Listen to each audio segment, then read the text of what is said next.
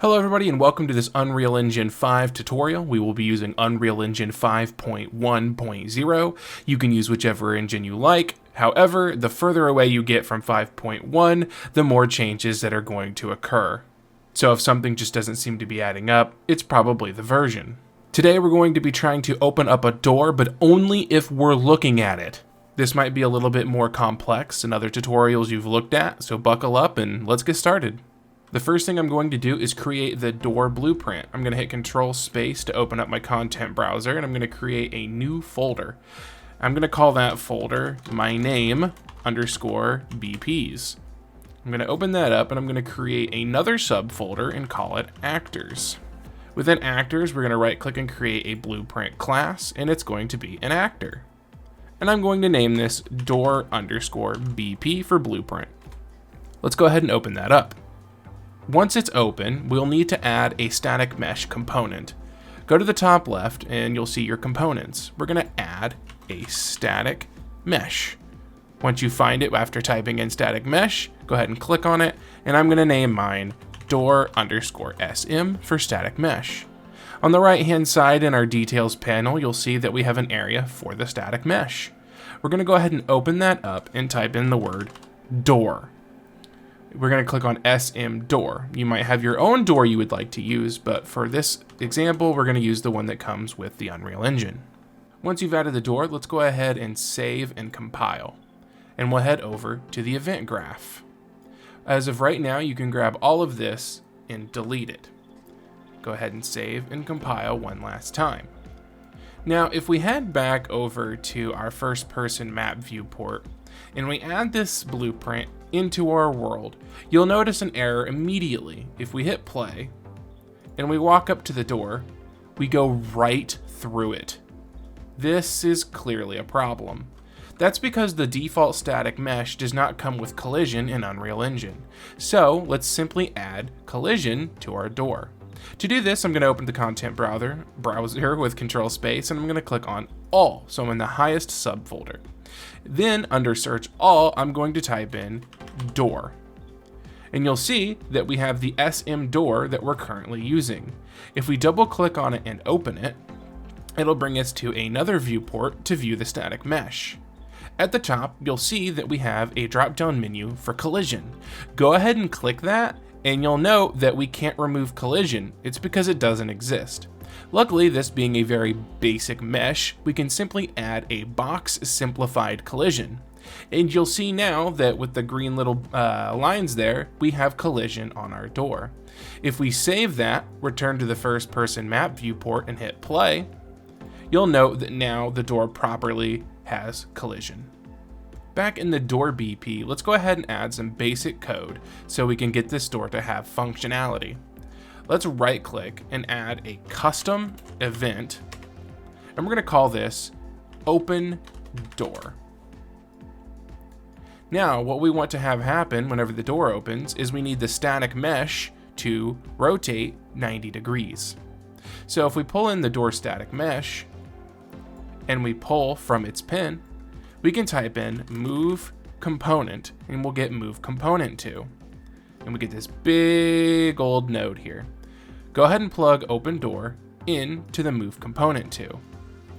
Now we need a target relative rotation for the door to turn to whenever we call for the door to open. If we go back to our viewport, let's go ahead and click on our door and press E on the keyboard to get the rotation tool.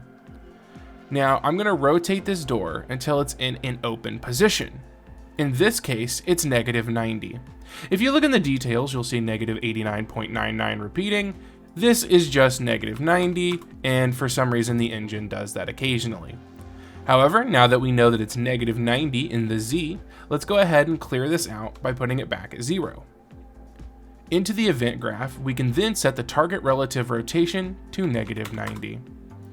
Now, we have a couple other options to look at. We can have the door ease in out of this animation, or we can also change how long it takes. Let's make it take 1 whole second, and let's make it ease in and out for a nice solid look. Now what we're going to do is we're also going to create another custom event. We're going to call this close door. we can go ahead and select the door static mesh and the move component to, copy that and paste it down below so we can then plug it into closed door and simplify how much work we have to do. Now, currently open is -90 and we know that closed is going to be 0. So if we set this to 0, then when open door is called, it will open to the -90. When closed door is called, it will be sent to the 0. Let's go ahead and save and compile this. This is where things get interesting, because how we go about calling the open and close is going to determine whether or not we are looking at the door or not. For example, you've probably seen tutorials that tell you to add box collision. Please do not do this. I'm doing this as an example so you can follow along. If we add box collision and we take its extent to, like, I don't know, 100, 100, 100, and we kind of center it, we can do a thing where we do a component begin overlap and then enable the user's input. So if they hit the button, then we can call the open door and the door will open.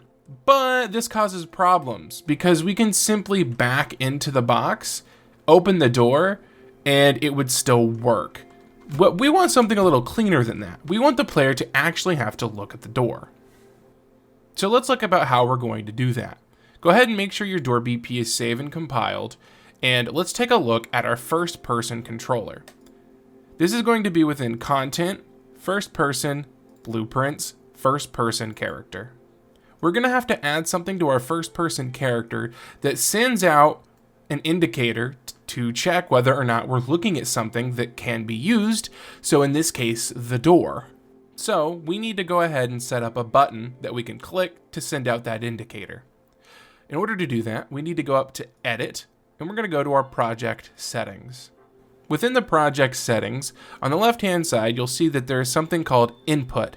If we click on that, we can see up here at the top the current action mappings we have set. Currently, there doesn't seem to be any, which is perfectly normal because we just made this project. So let's go ahead and add an action mapping. If it doesn't show you anything, it's this caret. Click on the caret, it'll drop it down. We're going to call this action mapping Use. And the key I'm going to use will be F. You, of course, can use whatever you'd like. Now, there's no apply or save. Just simply close your project settings and return to your blueprint first-person character. Now that we've done that, if we right-click and type in action event use, you'll see that whenever the character hits F, this function will be called. Now, what we're going to do is reference an older project that I've worked on in order to code the rest of this. Now, you might be thinking, wait, he's cheating. He doesn't even know how to do this. But the reality is this is a very normal thing to do, and I want to normalize it for you as quickly as possible. You'll see that in this old project, I have input action primary, which is just another way of saying input action use for us, and I'm calling the event line trace. So let's go ahead and create a custom event called line trace. I'm going to right click and I'm going to type in custom event and we're going to type in line trace. Then whenever the input action use happens, so when they press it, we will call the line trace custom event that we just created. Taking a look at the old project, you'll see that when line trace is called, we immediately jump over to something called line trace by channel. What this is going to do is literally shoot out a line from a location that we're going to set up and to an endpoint that we're also going to set up, and anything that it hits, it's going to save in an array. And what we're going to do is use that information to decide whether or not it has hit something that can be used. Now that sounds very complicated through words, but I promise you once you see it in action, it's not that bad. So out of line trace, let's go ahead and pull out and give us a lot of space. And we're going to do line trace by channel. Now there's a multi, but we're not using that one. We are using regular line trace by channel. And you'll see that we need a start point and an end point. Now, since we're playing in a first-person character, we need to get the first-person camera and get its world location and its forward vector. This is as simple as pulling out the first-person camera, pulling out of that and typing in get world location, pulling out again and typing get forward vector. Now, the starting point is actually really simple. Where's the first person camera? We simply plug that in to the start. This is where the line will begin drawing. However, to get the endpoint, it's a slightly more complicated. What we're going to do is get the forward vector and add or multiply 225 to it. What this is doing is setting the length or the reach that the player will have. We add the forward vector plus its length to the world location, and we get the endpoint. Think about it like this. This draws a line, but nowhere specific. Adding the world location tells the engine where to draw the line. So out of forward vector, we're gonna type in the word multiply. Now you'll see on the bottom, currently we're getting another vector. Go ahead and right click on this pin and we're gonna change it. Convert pin and make this a float single precision. I'm going to do 225. This is how many units you want the line to be in length. Now we need to tell it where to draw the line. We know the direction of the line and how long, but not where at. So to do that, we simply pull out of the get world location and type in add. Make sure you click the add under operators. We're going to add the forward vector multiplied to the world location, and we'll plug it into the end. It's always important to comment your code so you know what's happening. Let's go ahead and grab this right here and then press C. What we're gonna do is we're gonna type in line trace by channel. We are using the first person camera as a reference point on where to start drawing a line. We then use its forward vector to choose the direction of the line and multiply it by the length we want the line to be. Now that's what I'm going to put as my comment. However, just so you know, you can even put comments within comments. If you're like, this is good and it would give me an understanding, but let's say I also wanted to know why specifically this node had something on it. Feel free to comment within a comment. This is a very good practice to start. I'm gonna go ahead and hit save and compile just to be safe. Back in the old project, let's take a look and see what happens next. After the line trace by channel happens, we have a branch that we use the return value for. Now, what's going on here? Basically, the return value is simply saying I hit something or I did not hit something. So therefore, we only want more code to run if it hits something. So we're running a branch that simply just is efficient and stops the code from running if nothing is being hit.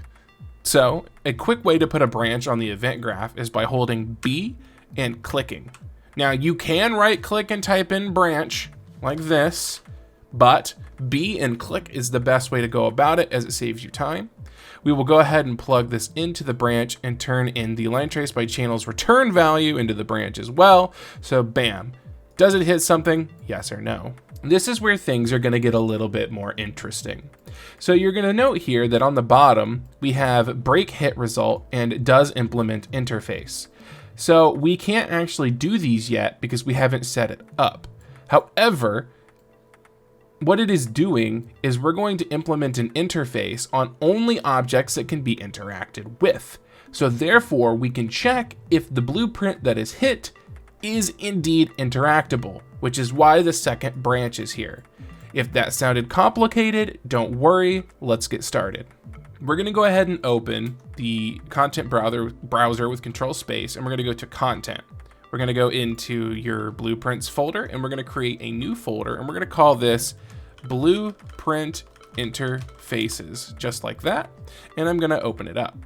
I'm gonna right click, and I'm going to go up to, where is it?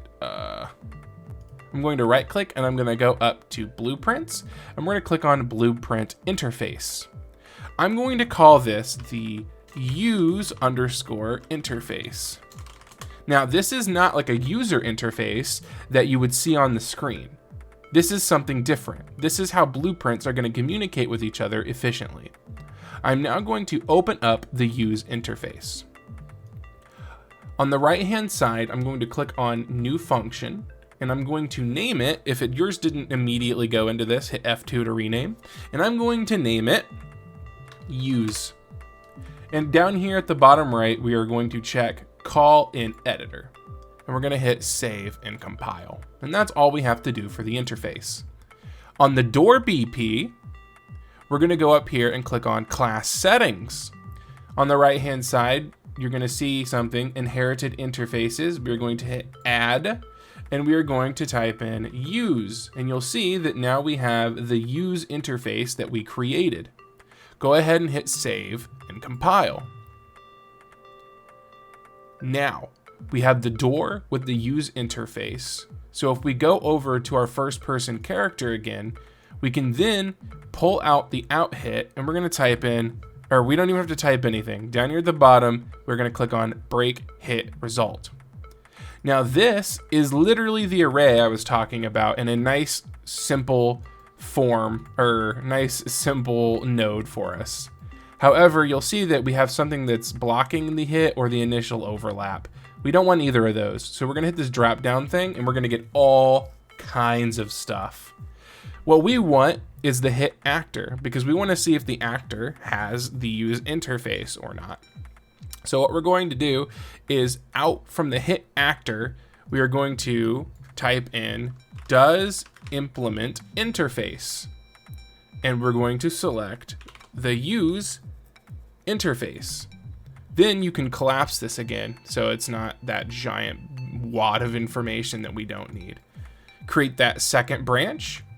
From true, plug it into the second branch, and then the out on the interface, the return value, will go into the second branch. And go ahead and hit save and compile to be safe. Now there's one last step. All we have to do is then send a message using the use interface. So ours will say use, not interact, and it'll say, what do you want to hit? Well, the hit actor. Let's head back to our first person character BP. So, yes, it hit something. Yes, it does have the use interface. Okay, well, then pull out of true and type in the word use. And you're going to see that now we have class use interface use message. And just like earlier, we're going to take the hit actor and plug it in to target. Now you'll see that you've got this weird crossing of wires. If you want to make this a lot more nice to look at, simply double click anywhere on the line and you'll start creating pins. You can then use these pins to move the line around so it's a lot nicer to look at. Now we're going to hit save and compile again, get in the habit of doing that all the time, and let's create more comments. We're going to comment this and just simply say, did it hit something? Question mark. We're going to comment this and say, does it implement the use interface? Question mark. We'll comment the last one and simply say, tell it to use. And then we'll grab all of it and create one big comment. And we're going to call this comment, use if we're looking at the actor. So now we have an overall comment and then comments for each individual section. This is very good to get into the practice of. Save and compile. Okay, so we just set up this big fancy set of code to shoot a line forward and send a message that says use. But how does the door use this information? Well, if we head to the door BP and go to the event graph, you'll note that because we added the use interface, that we can do something special. If you right click and type in the word use, you'll see that we have call function use interface use. We don't want either of these. We want to scroll up until we see event use. And then all of a sudden, now whenever we use, we're able to call this function and do whatever code we want. So in this case, we don't want to open the door or close the door. What we're going to do is we're going to do something. If you right click and type in custom event, and we're going to do toggle door, and we're going to create a Boolean on the left-hand side under variables, and we're going to just call it open. Then what toggle door will do is it will get open, it will run a branch on whether or not the door is open or not, and then call open or close. So if the door is open, it is true that it is open. Well, if they're using it, then they want to close the door. If it is false, the door is closed and they use it, they clearly want to open the door. And we'll go ahead and comment this and we'll say close or open the door accordingly to the open Boolean. So now if we hit save and compile, oh wait, I forgot one step. We need to make sure event use toggles the door. So now whenever the BP first person character shoots a line forward and it passes all of our checks and sends the message to use, well, event use toggle door. However, I forgot one step. If we're going to use the open Boolean, then we need to make sure we set it when we open and close the door. So when the door is open, when the door is opened, we need to set open to true. And when the door is closed, we need to set open to false. And we will go ahead and save and compile. We'll head back to the first person map and hit play. Now you'll see when we go up to the door and press F, the door opens, or we press F, the door closes. Now note if I don't look at the door and press F, it doesn't do anything. But if we look at it, it now opens and closes. I'm now going to do a bunch of little extra stuff that you can do with doors. However, if that's all you wanted, like, comment, subscribe. Thank you for watching, and I'll see you in the next episode. If you'd like to see the additional information about doors, stay tuned. Okay, let's do some extra stuff with our door. So this is nice and all, but there's a lot of work to be done. For example, what if we wanted the door to be locked? Well, that's actually as simple as adding another variable. If we add another variable and call it locked, it'll be a Boolean as well. We can go ahead and start doing things like doing another check on toggle. So if we get locked, let's take these three here, expand the comment and yoink them to the right, unclick from this branch, move open to like here, and create another branch. We can then plug in locked, and if it is not locked, it will go ahead and toggle the door. If it is locked, for now we won't plug anything into it, and the door just won't open. However, we can't really unlock and lock the door without some kind of event happening. Or can we? The truth is, you can actually do this in the editor. If we go over here and we make locked a public variable by opening this eyeball, and we save and compile, we can then click on the door, and over here on the right, you'll see in the details panel, we have under default, locked. We can check this to true, enter the game, and you'll note that I can't open the door anymore because it's locked. But if we were to uncheck it and enter the game, you'll note now that the door is indeed not locked. And this is going to be on an individual basis, which is extremely valuable. Let's say we want the middle one to be locked and the other two to be unlocked. You'll note that it is only affecting the middle one. This is incredibly useful. Making variables public is going to help you with doors significantly. Another thing I would like to talk about is the initiation of doors. Now you might be wondering what the heck I'm talking about. Well, whenever you do an event begin play, it's good to initiate on things like doors and lights. And I'll show you what I mean. If we go ahead and right click and do a custom event, and we just type in the word initiate like that, we can then set a couple things up.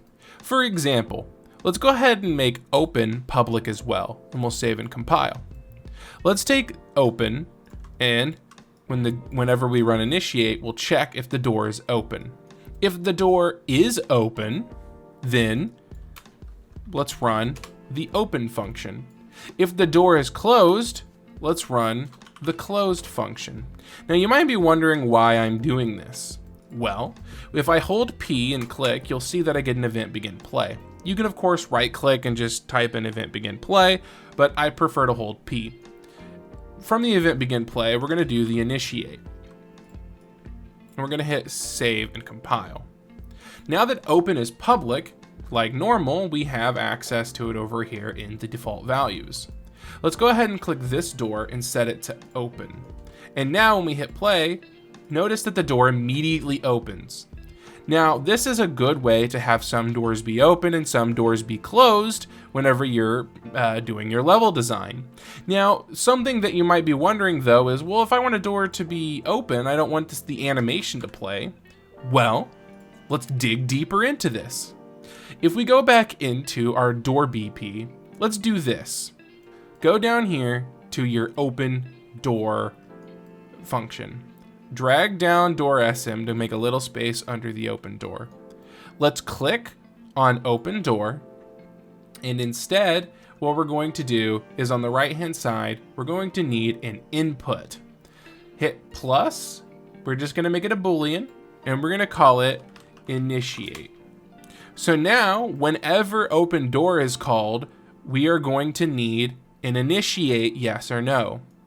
If we go back up to initiate, you'll see that when we call open door, there's a boolean here. In this case, it is, so we'll make sure that it's true. Back down to the open door. We're going to make a couple different things happen depending on whether or not this was initiated. Let's go ahead and create some space by moving closed door down. Let's go ahead and copy and paste the move component like that. Unplug open door. Let's center it a little bit here and create a branch. So if the door is initiating, so if yes, we're going to make it overtime to 0 with no ease in or out. If it is not initiating, we want it to do over 1 second with the ease in and the ease out. Let's go ahead and hit save and compile. So now whenever we go and we use the initiate, we'll see that open door has the initiate to true. If we go back and hit play, notice the door is open immediately. There was no animation. Perfect. If you want to use this, you'll have to do it with the closed door as well. However, I'm going to keep moving forward for the sake of time. Let's talk about one last thing. Keys. Obviously, if we can lock the door, we're going to want to be able to unlock the door as well. Let's go ahead and create 2 new custom events. Lock door and custom event unlock door. This will be as simple as setting locked to true or, of course, false. However, we only want to unlock or lock the door depending on whether or not the player has the correct key.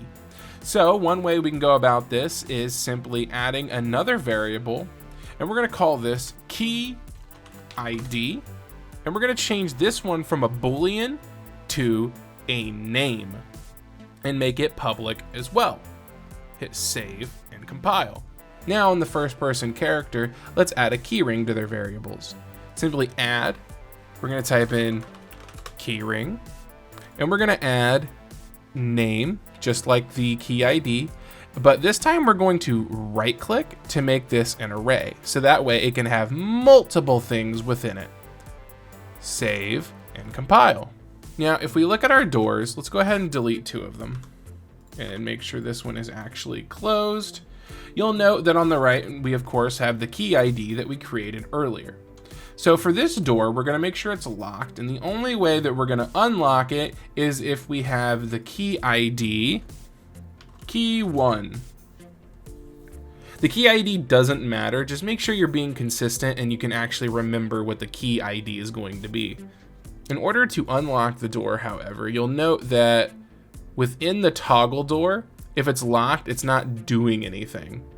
If it is locked, see, so locked, true, and it's not plugged in. So we need to add a little bit of code.